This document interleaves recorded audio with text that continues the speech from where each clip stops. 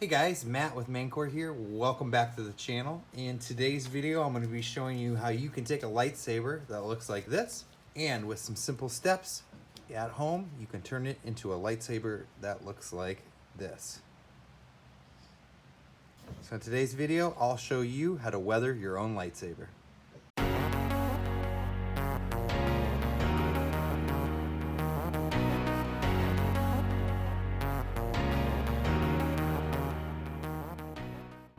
Alright guys, I'm going to show you how to weather your own lightsaber using patina stains, which is a chemical process of staining the metals of your lightsaber and creating some really cool effects and really cool colors. For this build, we're going to be using two different patinas. Our first one we're going to be using is going to be our Alucot 95. I purchased this from Surfin Chemical. This one is going to produce a little bit of a darker kind of black patina. We're also going to be adding a gold patina, and that comes in a 2-bottle set, also from Surfin Chemical. And we've got our gold patina EDT 220, and like I said, it's a 2-bottle kit, part A, part B, and we'll be mixing equal parts of both to produce a little bit of a little bit more of a gold colored patina to our lightsaber. On top of the patinas, we're going to need Easy Off oven cleaner. Yep, this is actually going to be a very key process of stripping the anodized coating that comes on your lightsaber. Next up is clear coat. This will be on the final process, but this will help preserve the saber. We're going to need a couple vessels. First, we'll need a glass vessel, preferably tall and skinny.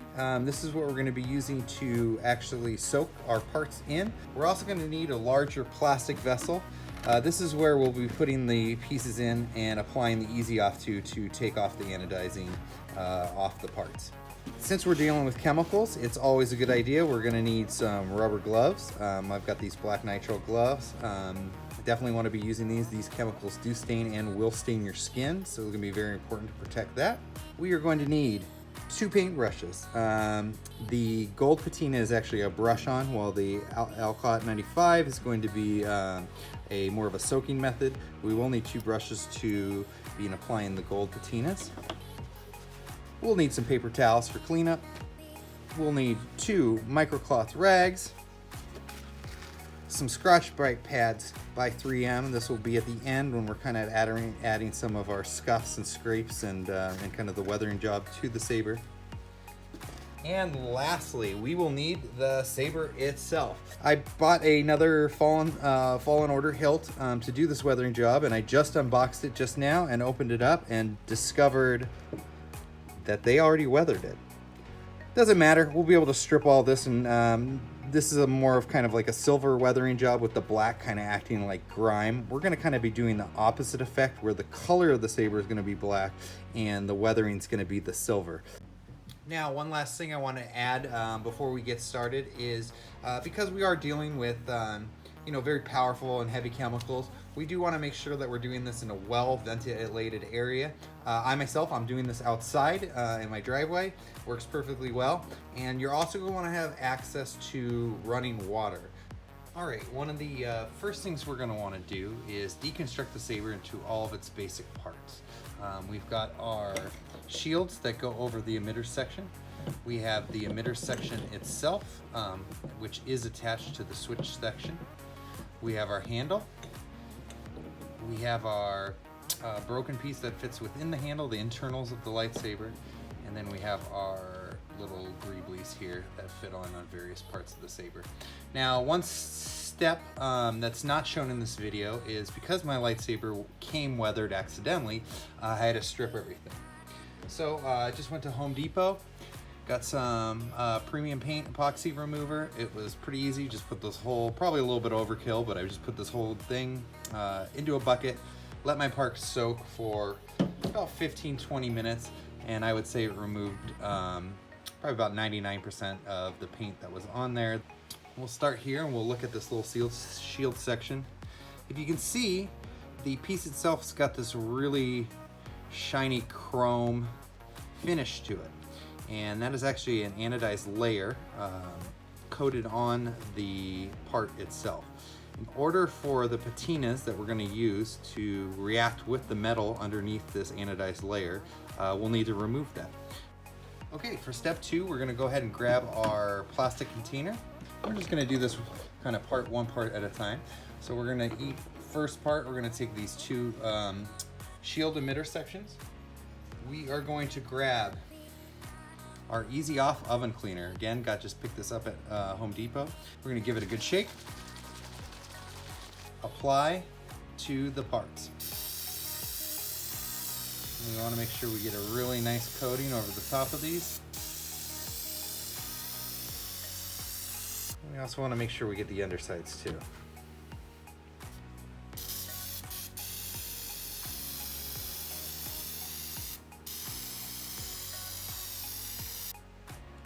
All right, so we're going to let this sit for roughly about 10 to 15 minutes. Okay, it's been about 10 minutes. You can see my parts, some of the foam has begun to run off, and if I run my finger down, you can see some of that silver material starting to come off. Pretty cool. So what we're going to do is we're going to go ahead and rinse this and see how well of a job it did.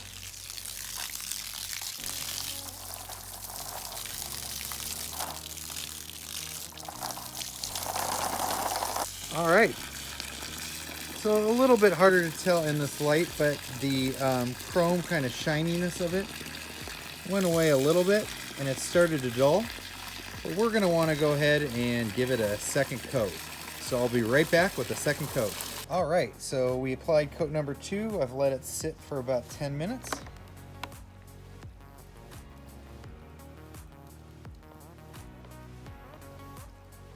So we got a little bit more of that anodized layer came off. Go ahead and give this a wash and see how it looks.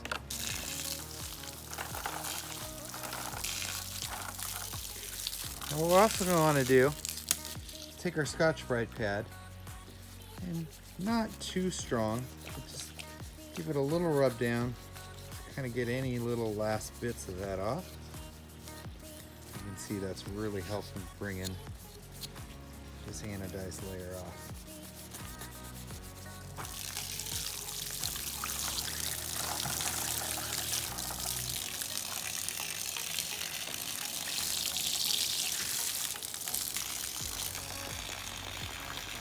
And you can see it looks shiny because it's wet, but it's really dulled, and it looks like we've gotten down to the raw aluminum. So we're going to go ahead and repeat that step with all the parts of the saber, applying 2 coats of the Easy Off, rinsing well, and going over it lightly with the Scotch-Brite pad, and to get all the anodizing off and get down to the raw aluminum. Okay, we finished with the Easy Off. We've taken all the anodizing layer off the lightsaber. You can see we've got down to the raw aluminum. It's got that nice dull metal look.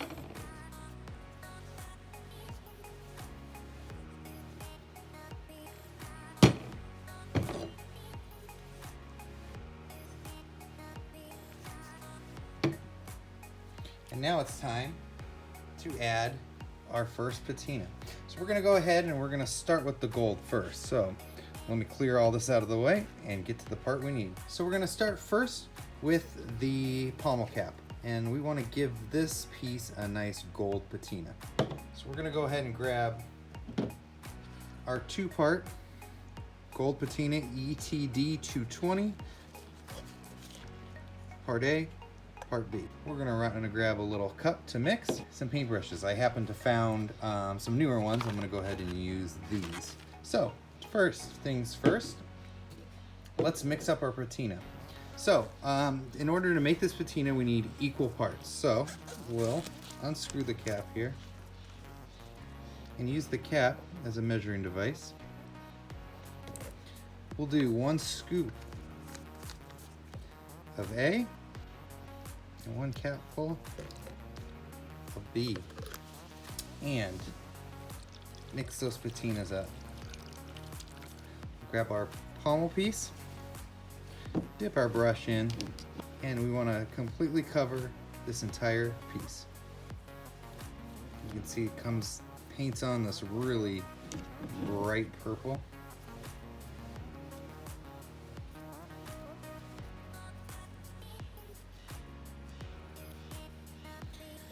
Now, once you got it covered, we're going to want to immediately go rinse this. So I'll be right back. Okay, we're back. Went and rinsed off the part. And you can see really, really cool, nice gold color. Now, from this saber, we want a little bit of like an old, brassy, rusted look. So we're going to actually go ahead and apply one more layer. That's the parts you need.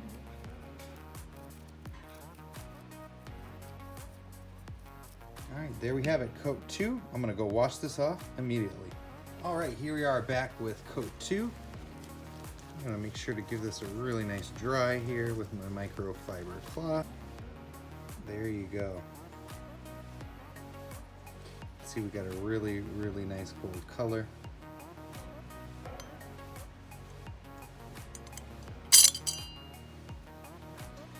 So I'm pretty happy with how that turned out. I think we're gonna go ahead and call that one good for the time being. So we'll go ahead and set this one to the side. And here we go for part 2. So for the second part, I want just this top emitter section to be gold. So we're gonna repeat that same process, being mindful to try to keep any gold patina from falling down on the bottom part.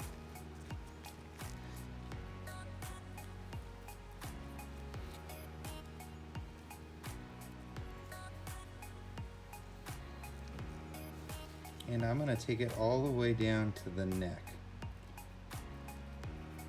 Making sure to get this underside. Go ahead and get in there.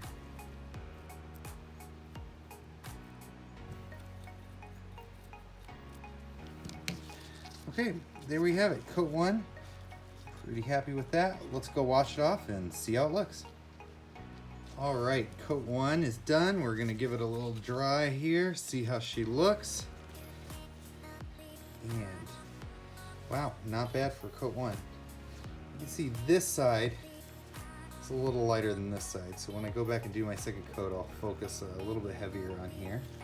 All right, let's go ahead and add our second coat. So again, that side ended up a little darker. So let's go ahead and start on this side and we'll focus on this piece right here. So this is kind of the visible part.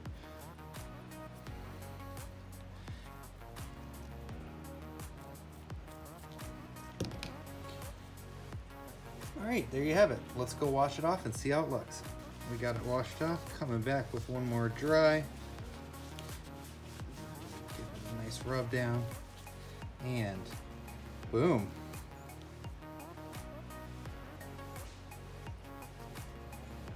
Once the emitters are on, really that's the only section you're gonna see.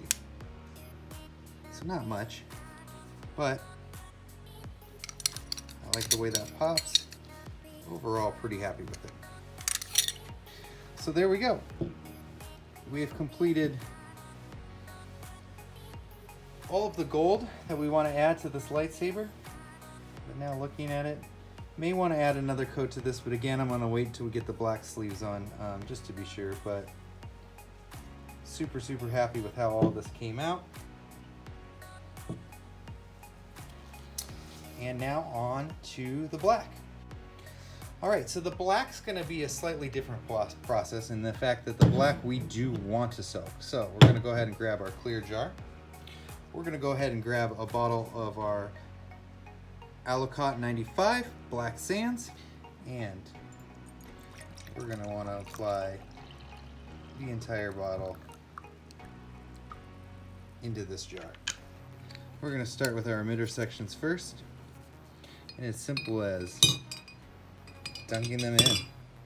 Now this jar obviously isn't quite big enough to fit the whole thing, but because this is black, we can flip these upside down and it won't be a problem. We're gonna wanna let these sit for roughly 2 minutes. Okay, it's been about a minute and a half, not quite 2 minutes, and if I go ahead and pull this out, wow, you can see how fast that dies it. We'll go ahead and flip this over so we can get the other side. And you will notice when you touch it, it will rub off.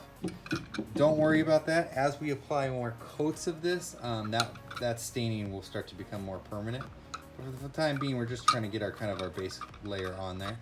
So we'll go ahead and let that sit for about another minute and a half. Okay, it's been about a minute and a half. We'll go ahead and pull one of these out, and voila, you can see fully black. So what we're gonna go do is we're gonna take these two pieces, and we want to go deactivate the chemical by running water over it. So I'll be right back.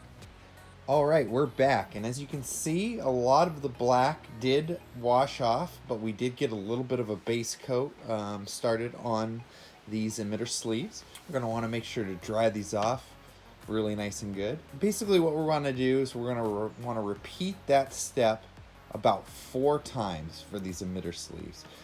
Soaking for about 1.5 to 2 minutes, deactivating the chemicals with water, drying.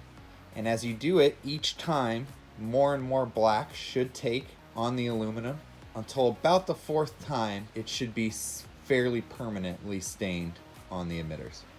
Okay, here we have the side emitters after soaking 4 times. Just pulled these out. You can see the black looks really nice and permanent. Let's go ahead and get these washed off and call them good.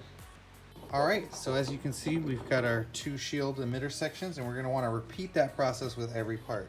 So going right now, I have our emitter section just soaking in here, filled it up to the point in which I want the black to go.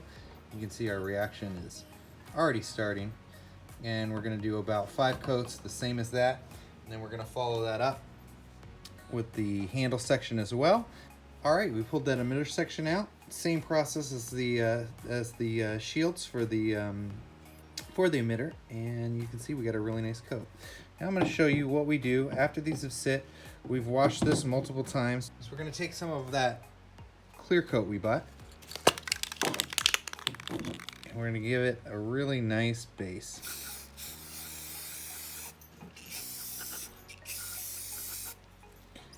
Now on this first coat, get it nice and heavy, and don't worry too much about dripping or whatnot, because we will be sanding this and taking a lot of that layer off. So it's really just to stop any of the oxidizing to continuing. And that will dry a nice matte finish. All right, here we are the next day. We've applied our clear coats to our pieces, and we've let them dry overnight. You will notice that the bottom hilt didn't get weathered. Actually ran out of the patina, so I have to order a little bit more to finish this handle. But luckily, last week I did another one, and so I have that right here. Same process I used for all these pieces, and this is just kind of the finished effect. But we'll have this just so we can see what it looks like finished. But after it's sat for the night, we've applied 2 full coats of clear coat to each one of these pieces, and you can see if we look closely, some of the clear coat did leave a little bit of texture on here. Doesn't matter on this first stage. This clear coat was applied mainly to stop the oxidizing from occurring. This is all going to get sanded out, so really not a big deal to have that on there. So for the next step, what we're going to do is we're going to take our Scotch-Brite pad and our pieces and lightly sand these all down.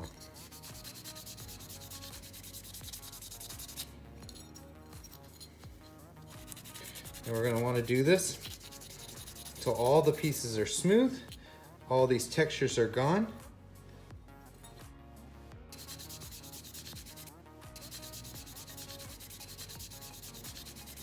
You can see that this clear coat is starting to sand down, and we'll get one really nice smooth texture. So I'm going to continue on this with these, and we'll be right back. So here we go after just about 5 minutes of sanding. Still a little bit, but really starting to even out. A lot of this stuff's coming off. Getting some cool weathering effects. You can see compared to this one, it's still really bumpy and glossy. So we're just going to go ahead and keep hitting this in a couple more parts for just a couple more minutes, and it should look really, really good. One other thing we're going to do is go a little harder with the Scotch-Brite pad along these edges. You can see I started to do that up here. You want to weather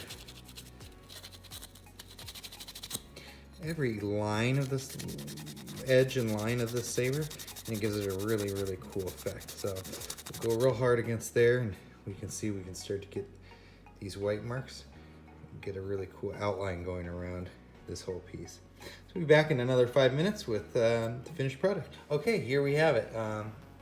It's about 10 minutes of sanding.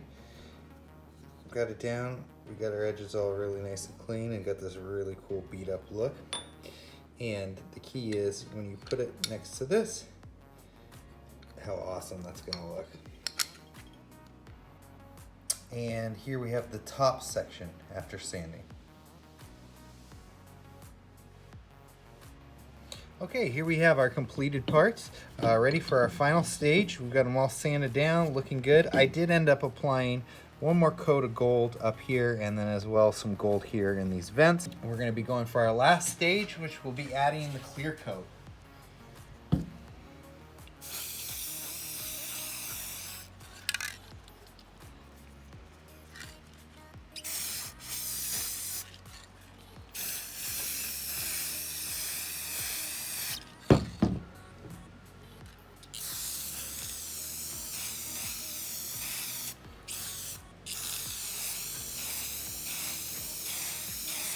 And we'll let those dry for about an hour.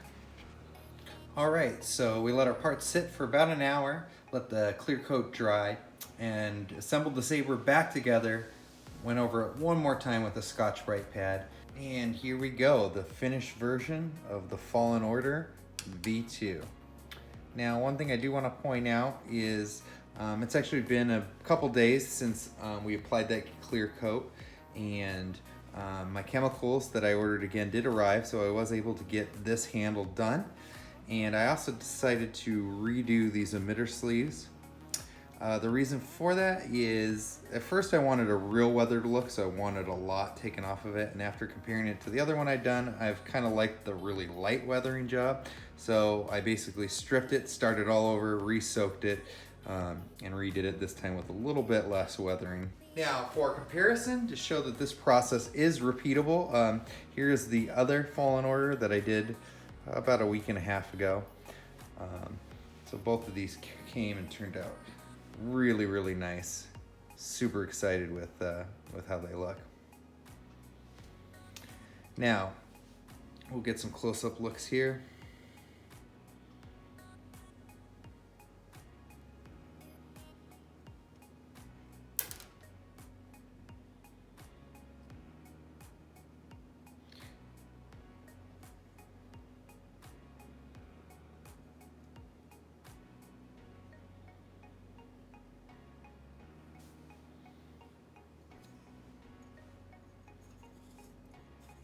Now I've got two. You can buy a kit to actually connect these together. I won't be doing that. I like them as single units. But just for comparison, here's the other one I did.